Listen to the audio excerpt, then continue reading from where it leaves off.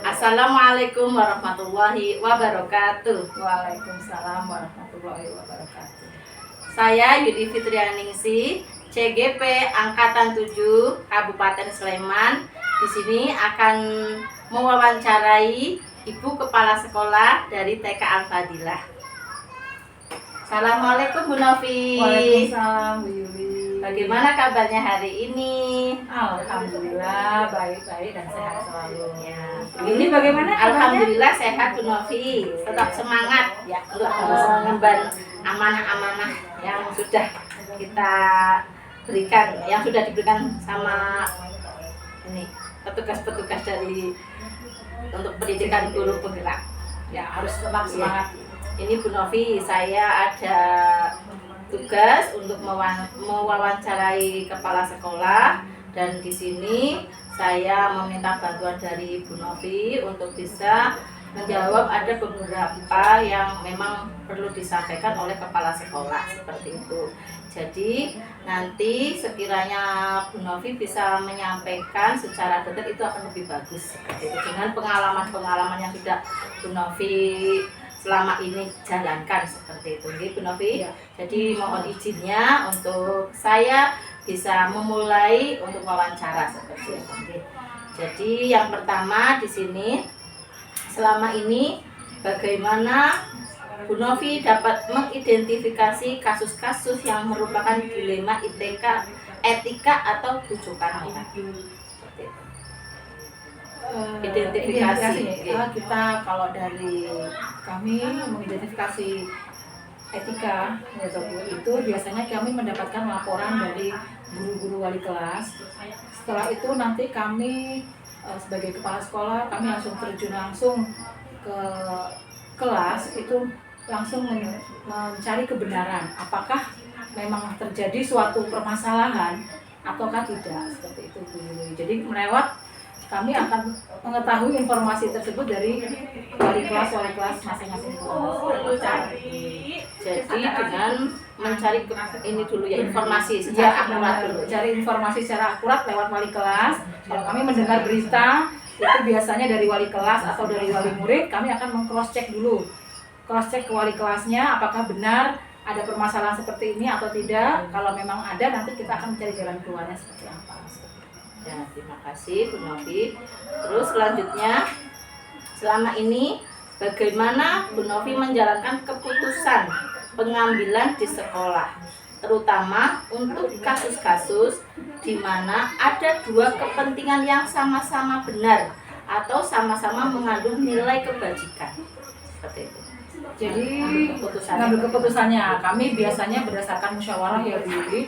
Kami musyawarah dulu dengan guru-guru dan karyawan yang ada di lembaga di TK Al-Fadilah. Kami akan mengumpulkan, kami akan memberikan permasalahan, akan menyampaikan suatu permasalahan tersebut kepada guru-guru tersebut, dan keputusannya yang kami ambil itu adalah berdasarkan dari analisa guru-guru yang ada di TK Al-Fadilah. Nanti suara yang terbanyak, dan sekiranya itu memang karena permasalahan ini sama-sama benarnya, nanti suara terbanyak yang akan kami ambil keputusannya. Berarti untuk kebijakan dari Bu Novi itu suara terbanyak. Ya, dari musyawarah suara terbanyak. Selanjutnya, langkah-langkah atau prosedur seperti apa yang biasa Ibu lakukan selama ini? Langkah-langkahnya. Pertama, biasanya kalau terjadi permasalahan, ada laporan gitu ya Bu Yuli, dari wali murid ataupun dari guru, kami biasanya cross check dulu kepada wali muridnya, apakah benar ada kejadian seperti ini yang disampaikan permasalahannya oleh mungkin dari orang tua atau dari guru atau mungkin dari anak murid sendiri. Nanti kami meng-cross check seperti itu, kami mencari kebenarannya, anaknya kami panggil. Kalau permasalahan yang sangat memang bersangkutan dengan anak-anak, nanti kami akan memanggil anak tersebut, kami akan bertanya, kami akan cross check langsung ke anak-anak, dan kami di situ bisa mengambil suatu keputusan. Keputusan dari anak-anak tersebut, hasil dari anak tersebut akan kami tampung dulu. Kami mencari permasalahan yang lainnya. Jadi ada 2 anak seperti itu, nanti kami akan menimbang mengambil masukan dari satu anak tersebut sama siswa yang lain seperti itu. Nanti setelah itu kami akan kumpulkan, kami panggil guru kelasnya, kami mencari solusinya, kami mencari permasalahannya seperti apa yang sebenarnya. Nah, setelah dari situ baru kami bisa mengambil keputusan yang harus diputuskan. Ya, tetap ada musyawarah tadi Iya, ya. tetap ada musyawarah. Tapi langkah-langkahnya tadi prosedurnya sudah disampaikan, sangat hati-hati dan jeli ya. Iya, karena menyangkut suatu keputusan ya Bu Yuli, Ya, kita tidak tahu kejadian itu dengan benar dengan mata kepala kita sendiri. Jadi kita harus mengambil, kalau memang permasalahan itu dari dua sumber, kita harus mencari permasalahan itu dari dua sumber tersebut, mencari kebenarannya, maksudnya mencari setiap sumber itu kita minta pendapatnya. terima kasih, tadi sudah sangat jelas untuk prosedurnya, sangat hati-hati dan memang tetap mengutamakan musyawarah. Terus yang keempat, hal-hal apa saja yang selama ini Ibu anggap efektif dalam pengambilan keputusan pada kasus-kasus dilema etika. Jadi yang dianggap efektif. Kalau efektif biasanya setelah tadi cross check kita ke anak dan ke guru yang bersangkutan, nah, kita langsung saja memberi masukan kepada anak tersebut. Kalau memang ada permasalahan, nanti didamaikan, langsung damai pada saat itu, ya, saling memaafkan, langsung membentuk permasalahan ini. Berarti memang sudah ada tadi pemanggilan ya. Ya, setelah prosedur-prosedur tadi Bu Yuli sudah kita mengetahui hasil keputusannya, permasalahan tersebut, baru antara ini kita temukan, kita damaikan langsung pada hari itu juga. Biar permasalahan tidak melebar-lebar ya, seperti itu.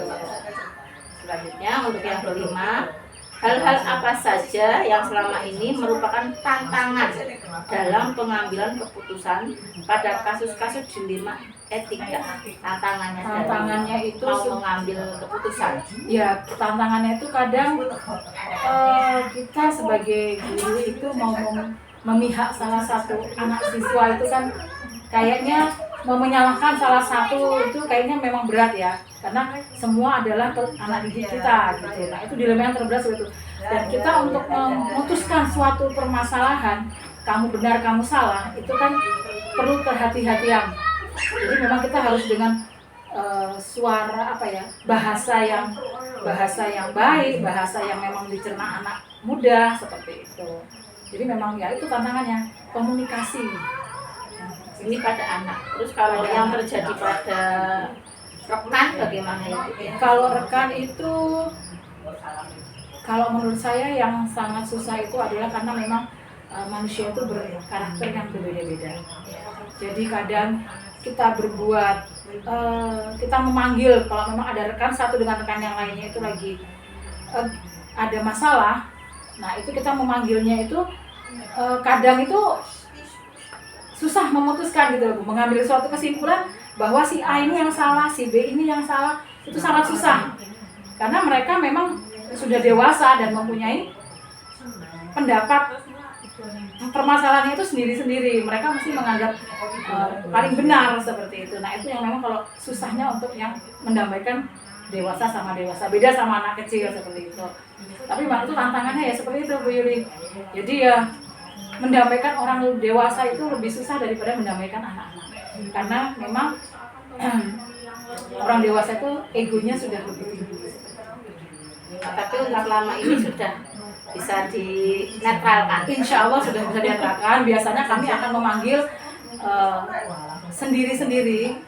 Apabila ada guru satu dengan guru yang lain bermasalah itu kami akan memanggil secara pribadi sendiri-sendiri seperti itu dulu. Nanti baru setelah itu kami menyampaikan kesimpulan seperti ini, baru kami temukan berdua. Selanjutnya, apakah Anda memiliki untuk tata cara atau jadwal tertentu dalam penyelesaian kasus etika atau etika dilema? Apakah Anda langsung menyelesaikan di tempat atau memiliki jadwal untuk menyelesaikannya? Bentuk atau prosedur seperti apa yang Anda jalankan? Kalau dari kami, dari saya, biasanya kami akan mendapatkan laporan dari rekan biasanya ya. Nanti ada permasalahan, itu saya biasanya mencari kesimpulan terlebih dahulu. Jadi saya punya jadwal. Saya menarik kesimpulan dulu, oh permasalahannya seperti ini. Saya mempelajari dulu permasalahannya. Setelah itu saya akan mencari informasi dari rekan-rekan yang lain. Sebenarnya permasalahan seperti apa? Nanti setelah itu saya menganalisa Bu Yuli hasil dari masukan teman-teman tersebut. Nah, kalau sudah saya menganalisa tersebut, baru saya akan memanggil tadi yang bersangkutan yang mempunyai masalah tersebut. Setelah itu nanti seperti tadi saya bilang, kalau sudah dipanggil sendiri-sendiri baru kami akan menemukannya. Selanjutnya untuk yang pertanyaan ke-7, adakah seseorang atau faktor-faktor apa yang selama ini mempermudah atau membantu Anda dalam pengambilan keputusan dalam kasus-kasus dilema etika? Pasti seseorang. Ada seseorang, yaitu seseorang yang menurut saya percaya bisa membantu saya untuk mengambil suatu keputusan, menyelesaikan permasalahan tersebut, yaitu rekan saya sendiri. Seperti itu, saya pasti akan berkeluh kesah pada beliau, saya meminta pendapat beliau, bagaimana saya harus berjalan seperti itu, karena memang saya di sini juga masih belajar, jadi saya memang mesti membutuhkan orang lain juga seperti itu. Pada intinya tidak bisa berjalan sendiri. Tidak bisa berjalan sendiri, mesti ada teman yang harus bisa mendampingi, bisa solusi-solusi tambahkan. Jadi sudah bagus sekali ya Bu ya. Selanjutnya yang terakhir ini, dari semua hal yang telah disampaikan, pembelajaran apa yang dapat Ibu petik dari pengalaman Ibu sendiri untuk mengambil keputusan dilema etika? Pengalamannya yaitu tadi, kita memang harus mengambil keputusan itu secara bijaksana dan harus melewati musyawarah. Jadi kita tidak bisa mengambil keputusan itu berdasarkan hati nurani kita sendiri, karena di sini kita membawa suatu lembaga yang mana lembaga itu terdiri dari beberapa orang, dan itu memang semua harus bisa mencakup dari masing-masing pribadi tadi Bu. Jadi memang harus musyawarah. Kalau segala memutuskan sesuatunya harus dengan musyawarah, dengan harus berdasarkan fakta-fakta seperti itu. Fakta-fakta yang jelas ya. Jadi kita tidak bisa mengambil keputusan itu dengan hati kita sendiri, pendapat kita sendiri pribadi, tidak bisa, karena kita masih punya teman-teman yang lain seperti itu yang memang mempunyai pendapat yang berbeda pastinya dari kita, jadi kita memang harus menampung semua. Terima kasih banyak Bu Novi, dari 8 pertanyaan sudah Ibu jawab dengan jelas, dan saya mengucapkan terima kasih banyak untuk waktu dan informasi yang sudah disampaikan. Semoga yang Ibu lakukan selama ini sudah lebih baik untuk bisa menalan kasus-kasus yang selanjutnya. Semoga lebih bijaksana, dan apa yang tadi sudah disampaikan sangat bagus sekali ya Bu ya. Untuk fakta-fakta itu musyawarah sangat bagus sekali seperti itu. Jadi terima kasih Bu sudah membantu saya dalam tugas ini. Mudah-mudahan sukses selalu buat Bu Yuli. Dari CGP yang profesional. Amin ya rabbal alamin. Terima kasih. Wassalamualaikum warahmatullahi wabarakatuh. Waalaikumsalam warahmatullahi wabarakatuh. Demikian, terima kasih untuk waktu yang sudah disampaikan oleh Bu Novi. Saya CGP Angkatan 7 Kabupaten Sleman mengucapkan banyak terima kasih untuk lembaga saya TK Al-Fadilah. Wassalamualaikum warahmatullahi wabarakatuh. Yes.